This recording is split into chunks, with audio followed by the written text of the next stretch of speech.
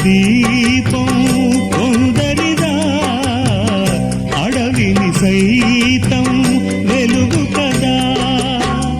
ఎల్లలు లేని చల్లని గాలి అందరి కోసం అందును కాదా ప్రతి మదిని లేపే ప్రభాతరాగం పదే పదే చూపే ప్రధాన మార్గం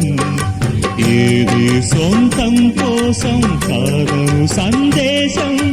మంచి గుణమే పోతే ప్రపంచమే శూన్యం ఇది తెలియని మనుగడ కథ దిశ నెరుగని గమనము కథ సరళి రాధ తనే వసంతం తన దరికి రాని వనాల కోసం